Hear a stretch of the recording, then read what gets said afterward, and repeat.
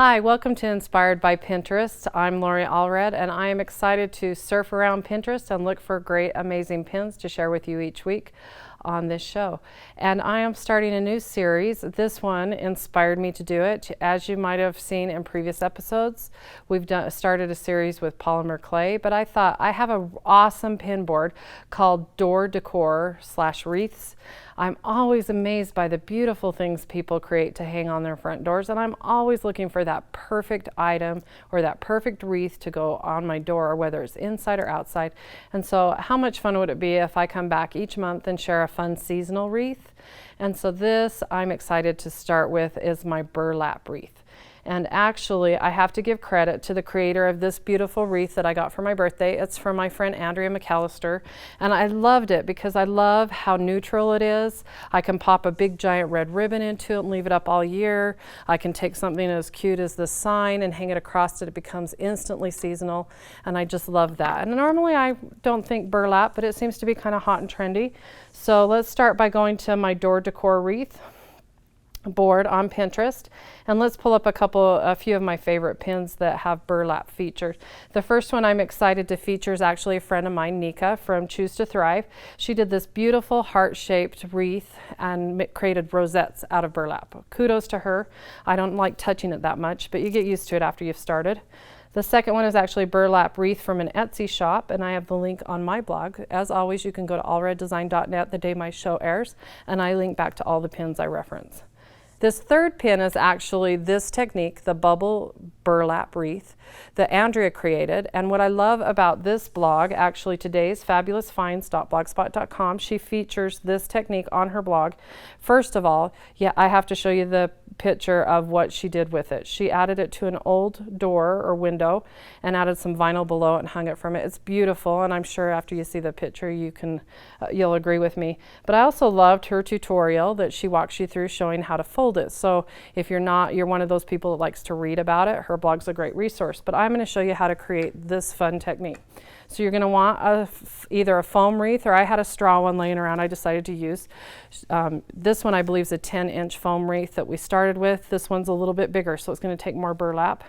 I wanted to do something two-tone, so I started with the neutral burlap, went to black, and thought it'd be fun to alternate. And so I stopped it there so you could see it kind of in progress. You're going to kind of lay them on top of each other, so you'll have a starting point and kind of build it around as you go. So then you're going to just take your burlap. It's very inexpensive to purchase and comes in a variety of great colors. This is black. It's hard to tell because I've mixed the colors a little bit. And then you're going to want to cut it down to about 4 by 4 inch squares. So I've got some already done out of the neutral. So we're going to just take these squares. Now this is the part you're going to want some pins. I learned the hard way. Don't use straight pins. It won't catch that burlap to add to your wreath. You're going to want pins with the little heads on them. So the little colored heads, it doesn't matter, you're not going to see them. So they can be these multicolored pins. Now this is the part that I'm going to go over a couple of times to show you. Okay, you're going to start with a square like this, and you're going to go ahead and match the top with the back, and then this part matches up here, and then this goes here. What happens by doing that is you get this fun little kind of bubble petal.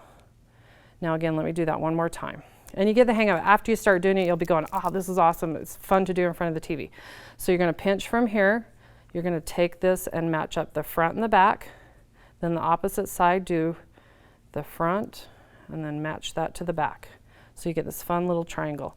Then you're going to take your pin, and you're going to just pin it right to your wreath, kind of on an angle because you want it to hold that burlap in place. I noticed if you do straight down, they tend to lift a little bit. So again, I'm going to take this and match it up, and then match that.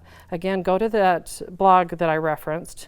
If you want to see step by step, she does photographs showing each of those folds. But practice, pretty soon you'll catch on to it. I took Andrea's apart and figured it out, and then I found the blog. So it was still a great resource. So you're just going to keep doing that. As I mentioned, you got to get the hang of it. You start doing them faster and faster, and then you've got a whole pin or a whole wreath before you know it. I thought it'd be cute. I should have added orange into this and made it more look Halloween, but this is kind of my colors, the black and neutral theme. Just keep doing that, and then pretty soon you've got an amazing wreath. I would imagine this is probably going to take me about, this little pin box had 200 pins in it, and I'm sure I'll go through them all before I'm done. So just keep doing that, and pretty soon you'll have a whole beautiful wreath ready to go. Hang it on your door, you're good to go. So give it a try playing with burlap and creating your own wreath. I'd love to see what you create. Leave me a pin or email it to me. I'd love to share it with our other fans. So thank you for joining me on Inspired by Pinterest. Be sure to join me next week when I show you some fun techniques on stamping with clay.